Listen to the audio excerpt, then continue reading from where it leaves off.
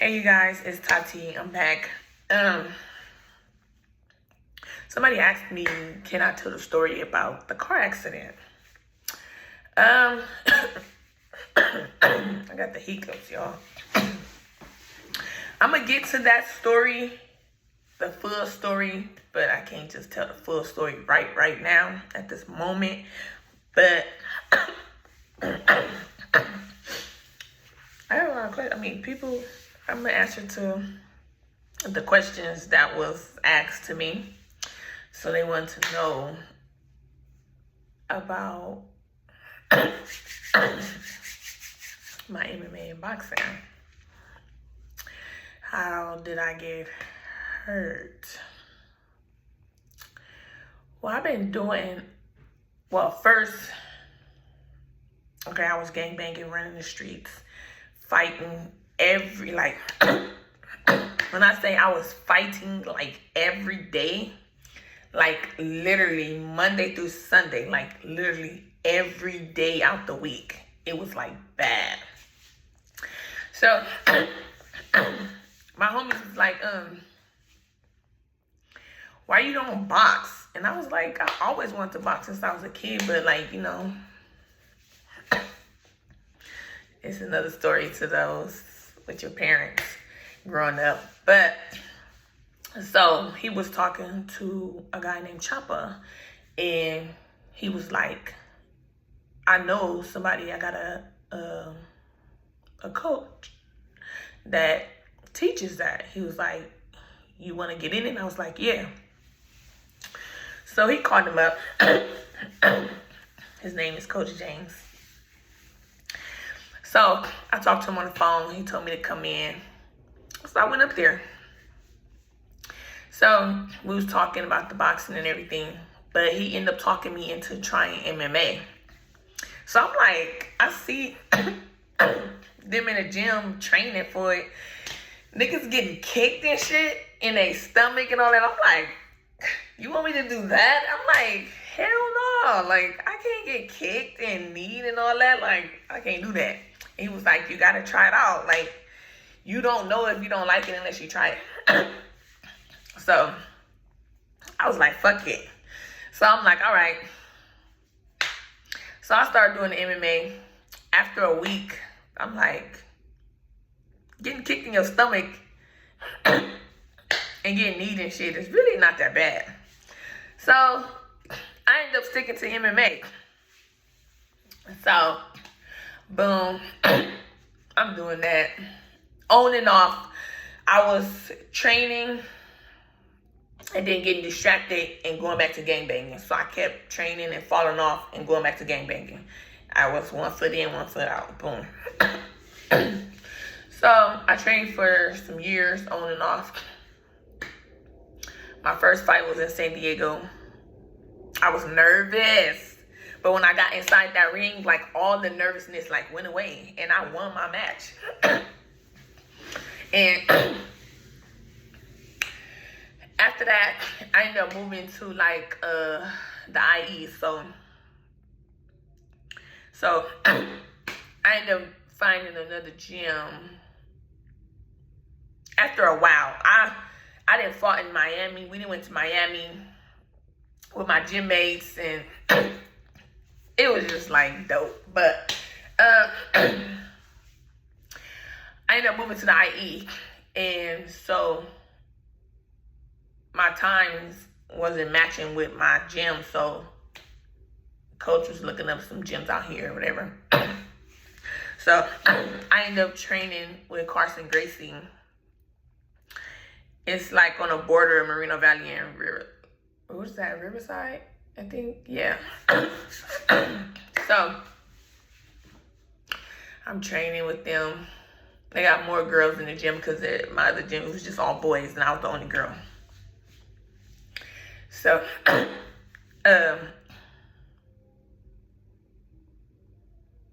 I'm training with them for a while. And my cousin, she moved down here from Illinois. So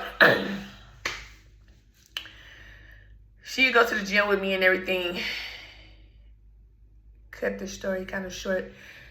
One day I'm sparring with the boy because in jiu-jitsu, so we have to take turns. And we spar with everybody in the room, with the boys and girls. So he kind of like stocky. He a Mexican. He was like stocky. Like, so we going and going and going. He flipped me. I'm flipping him. So I end up flipping him some kind of way by his neck. So I'm on top.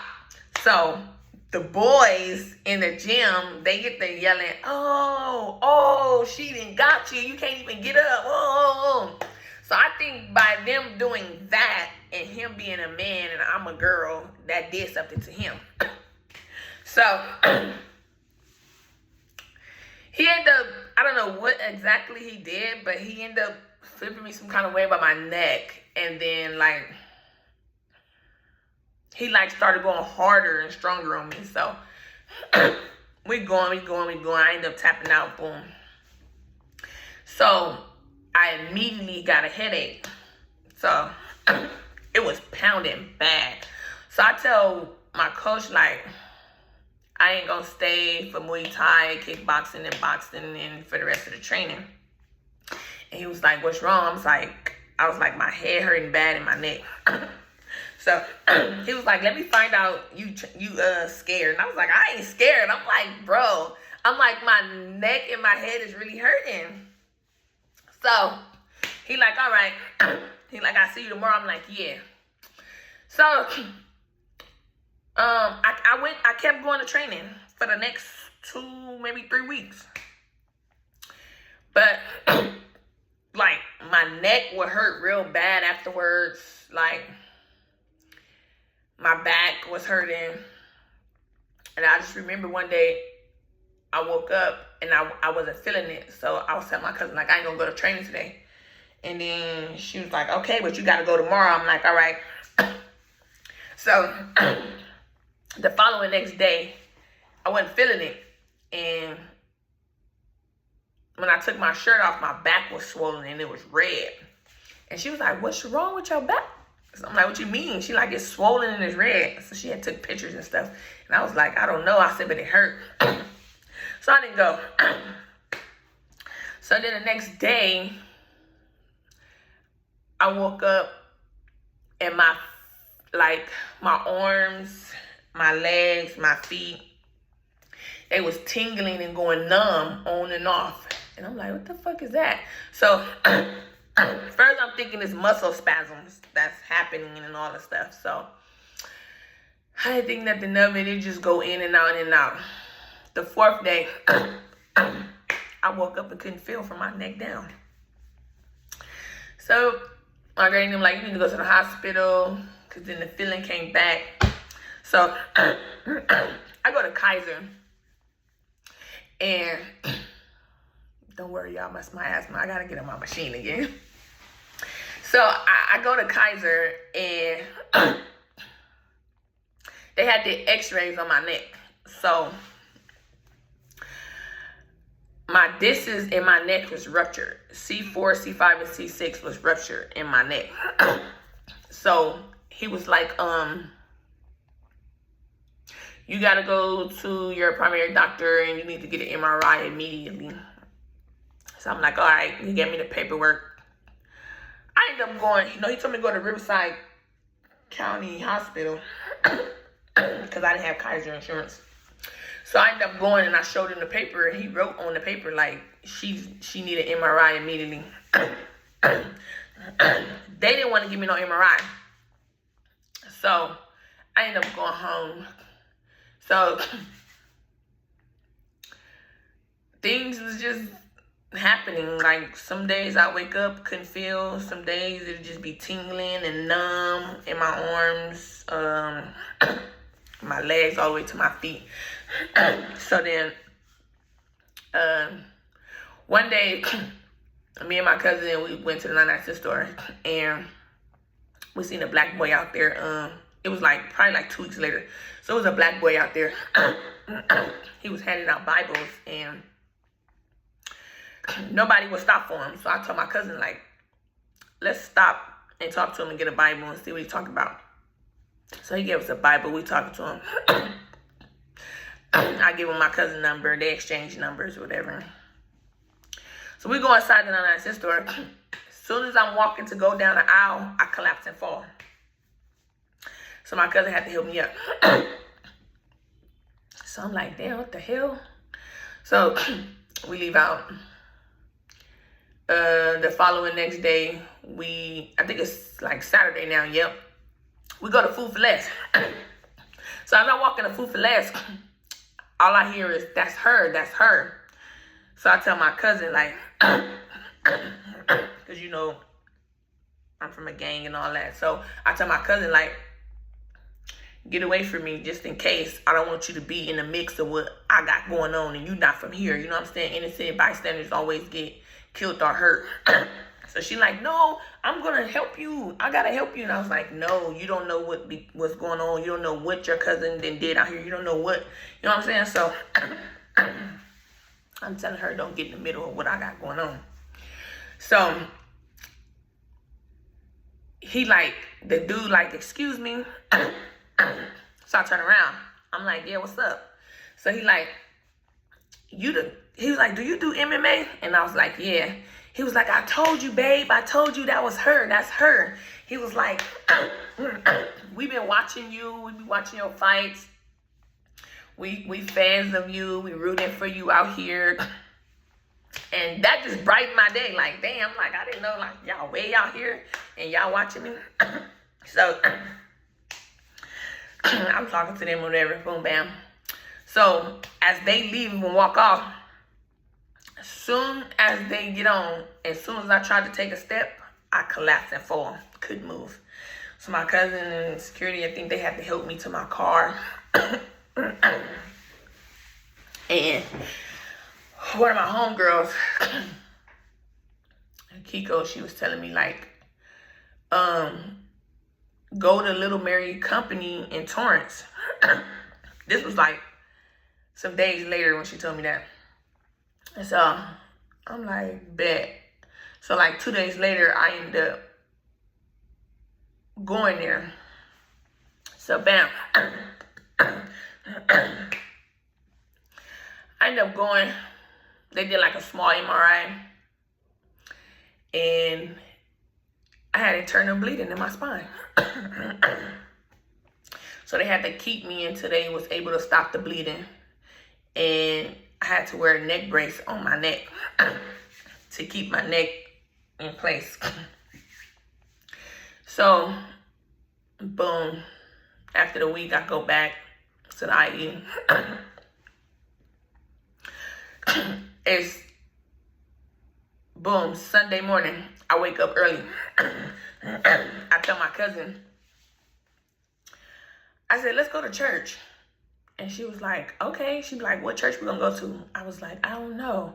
I was like, matter of fact, call that boy that was at the 99-cent store. You got his number. I said, let's go to the church that he go to. So she called him. He was like, I haven't just found a church, but I've been going to different churches on Sundays to see which church that I like. So he was like, I'm going to send you the address to the church that I'm going to. So we like, okay. We get dressed. We laughing and stuff, cussing and everything. We get in the car. I'm driving to the church. We rapping songs in the car, cussing, laughing. Even in the church parking lot, we still singing the song all the way through. We park.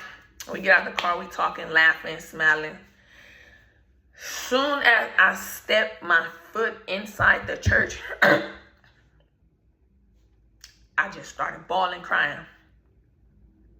And I didn't understand, like, why am I crying? I didn't understand. So my cousin like, what's wrong? Why are you crying? I'm like, I don't know. And I was just crying. So the pastor asked us our name and stuff.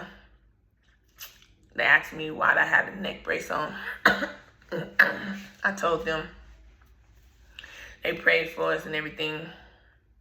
And when church was over, the pastor walked up to me and said, what's your name? I said, Tatiana. He said, God told me to come to you and tell you.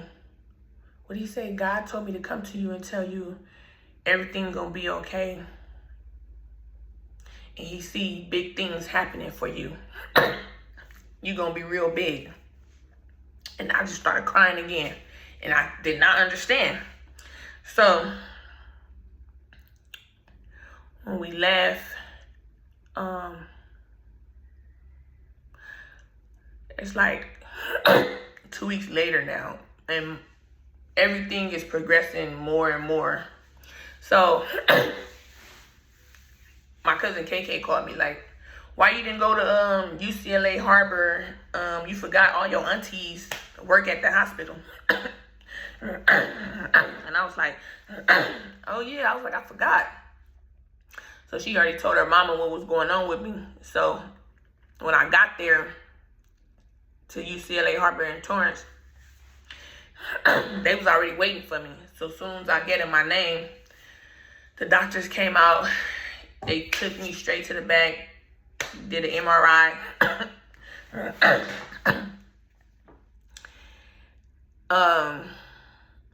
They laid me on this table. I was flat on my stomach on this table, and they like tilted it. And they had a big needle. It was like big. And they stuck it in my back. And they shot dye inside of me so it can burst. And they can tell them exactly what was all going on. So when they put me back in my room, the neurosurgeon and them came in there and was like, we'll be back in here to talk to you when the other doctors get here. I said, the other doctors, where are they coming from? He said, we got some coming from out of state and downtown LA. I was like, damn. I was like, in my head, I'm like, it gotta be bad or something. They got doctors flying from out of state to come.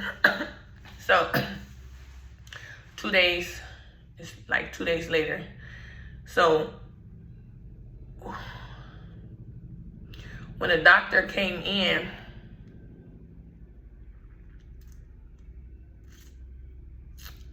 he got on his knees. And right then and there, I knew something was wrong, because you don't never see no doctor get on their knees. Not even on these doctor shows and all that. He got on his knees and he grabbed my hand. The room was filled with so many neurosurgeons. He was holding my hand and he said, you got something called dorsal anchor web on your spine. He said, your spine is supposed to be like this. He said, but your spine is like this now. That's why you're going paralyzed from the neck down. He said, you also have brain damage. He said, you have to get surgery. If you don't get the surgery, he said, you're not going to live past 6 months. He said, you're going to be paralyzed completely from the neck down. And the brain damage going to get worse and you're going to die. He said, if you get the surgery on your spine, because it's life-threatening, but if our surgeons mess up just a little bit, you still going to come out paralyzed from the neck down. I started crying. I was like, damn, like, it's no win-win situation. Like, if y'all mess up, I'm going to still be paralyzed from the neck down. And if I don't get it, I'm going to die within 6 months. I didn't have nobody. Nobody was there. Nobody was in the hospital room with me. I didn't have nobody. The only person that was giving me advice on my situation, and I'm not even gonna say his name, but he know who he is. That was the only person that was in my corner at the time. And then He told me to get the surgery. I said, yeah, I think I'm gonna get the surgery. So I ended up getting the surgery. Well, I didn't get it right then and there. They told me to come back on January 24th, 2023. That's the day I had the surgery.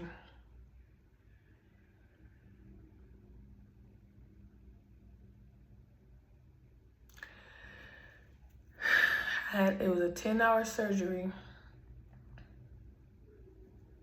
I came out good. And then I ended up stopped breathing and cold blueing. And they had to bring me back. And I woke up in ICU with tubes and stuff.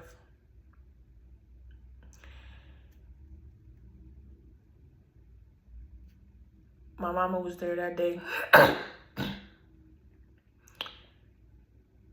And when I got into my own room after ICU, my mom, my granny, my auntie came one day. They probably was there for like 30, 40 minutes tops. That was it. They brought me fruit and stuff.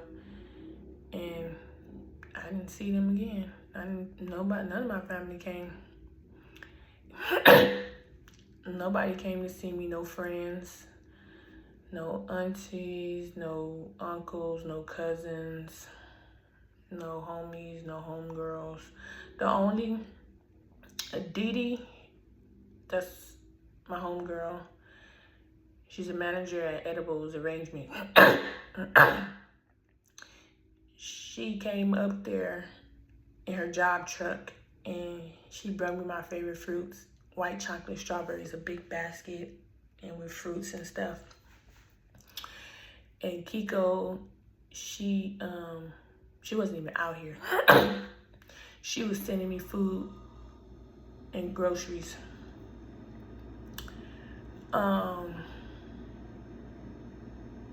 Quake from Kelly Park came. And HB from PJ's, free HB. He came. And that was it. And my cousin that came from out of state, she had my kids for me. She took care of my kids. And Sally was sending her gas money and sending her money to buy my kids food and put gas in the car to take them to school and pick them up and do what she needed to do for them. And I love Sally. Yeah. And my friend that was in jail, he used to call me. I had to learn how to walk. And when I say that shit is hard, it was hard as fuck. It was so many times that I wanted to give up and quit. But when he used to call me from jail, he used to be like, man, get up. Like, come on, Tati, don't quit. Like, you got this. Like, what do? He wasn't there physically, but he was there mentally with me. When they switched me to rehab, to the rehabilitation center, so I can learn how to walk and use the bathroom. I couldn't pee or boo-boo. So I had a catheter in the bag.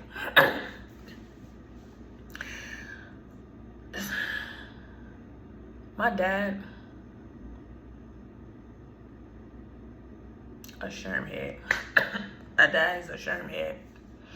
He been like that all my life. But when I went to the rehab, he somehow,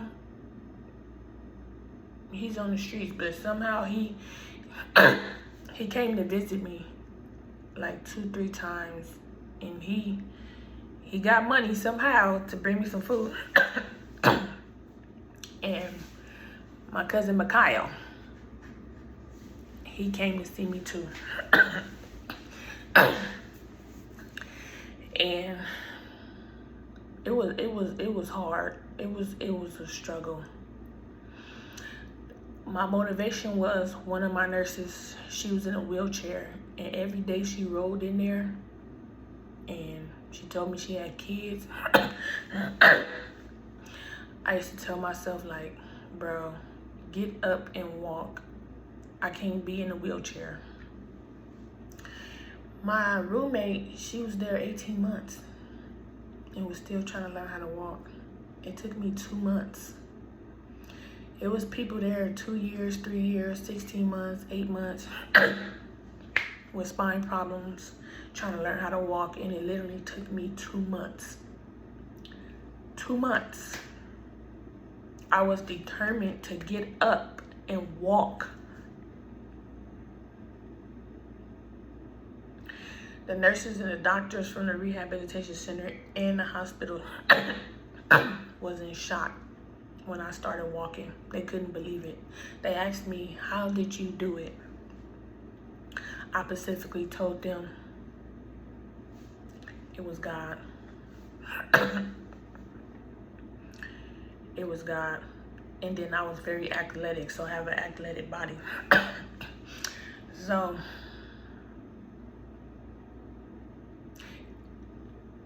I was gangbanging and was in the streets bad. Like, I wouldn't hang out with none of my family. I wouldn't go to no family functions, no parties, no, it was all about the gang. God was trying to show me something and tell me something. He was trying to sit me down. I remember one time I went to a deep depression, like a deep depression before, and I was about to try and kill myself in my granny house. She didn't know nothing, they didn't know nothing. My cousin KK happened to pop up that day, and she happened to come in the bathroom and she caught me.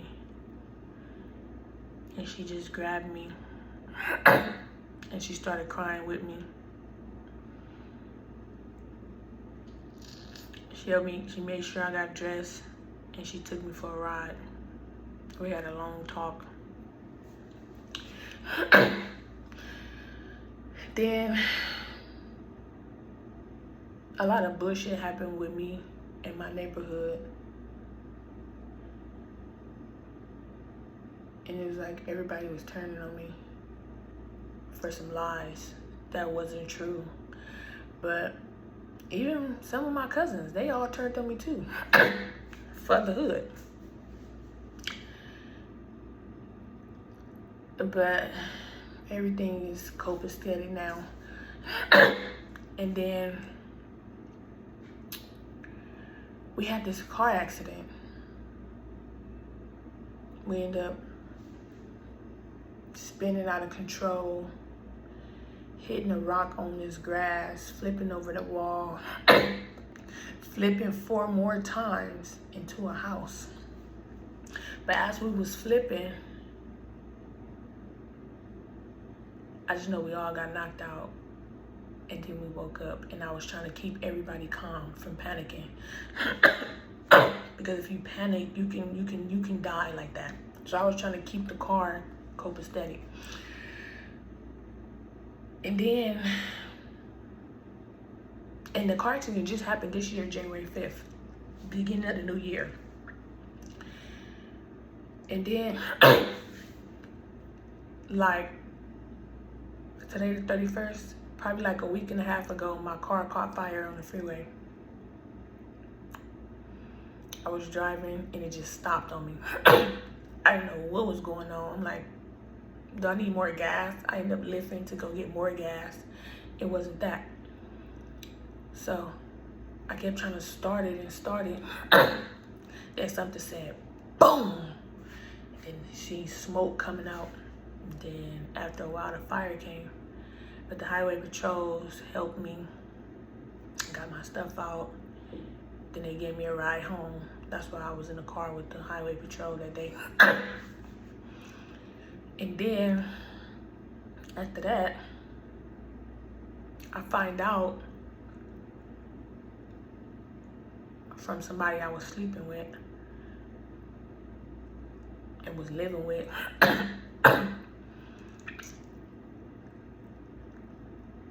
It's crazy that one of my homegirls from my hood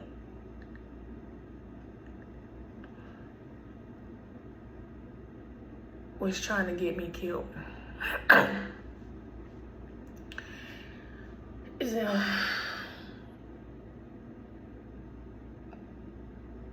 God got his arms around me. I am very much protected by him. He trying to tell me something.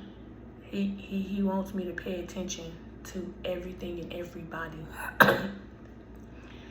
He trying to show me that a lot of people is not for me. He's trying to wake me up. He wants me to slow down. He wants me to sit down. He wants me to be to myself and heal and think about everything.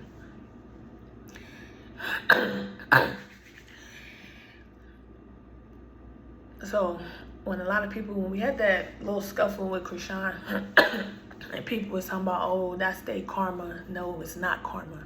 I got a lot of shit going on outside of that. And God trying to show me something. He's trying to slow me down. He's trying to wake me up, open my eyes, open my mind more. It don't have nothing to do with karma. God got his arms wrapped around me because of my lifestyle and my life and what I got going on that you people don't know. So all that, oh, y'all, that's y'all karma. No, the fuck it's not. I got other shit going on and God trying to show his daughter something. The fuck? But, so I've been to myself lately.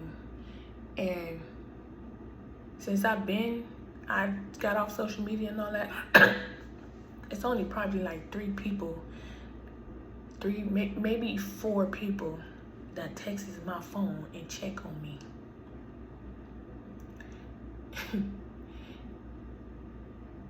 And none of them is family.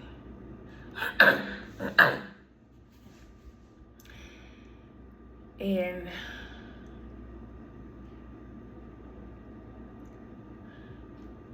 it's always outsiders that'll be there for you more than your own your own blood. My childhood was good, but it was bad as well. That's another story time. The full story to the car accident, that's another story time. But if nobody told you today that they love you and they proud of you, I am. I do.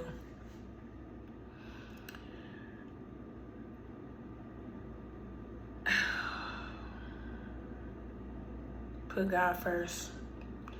Have faith. Believe. You have to forgive people. Because if you don't forgive people, God is not going to forgive you. Because he forgave the people that crucified him. So, no matter what nobody did to you, you have to forgive them in order for God to forgive you.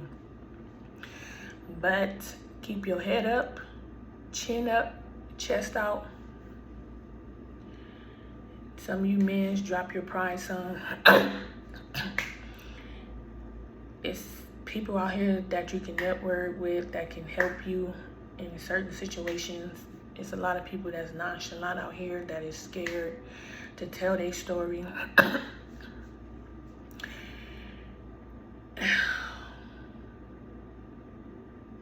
If you got a story, don't be scared to tell it. It might can help somebody else.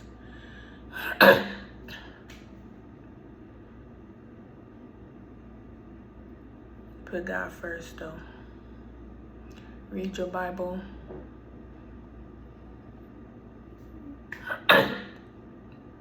When you wake up, before you go to bed, pray. If you don't know how to pray, ask God to help you learn how to pray. If you don't know what to say to him, write it out in a letter and read it to him. Read it out loud. He hear you. Be careful what you pray for too. But if you got any more questions, or if you want to know more about me, hit me up.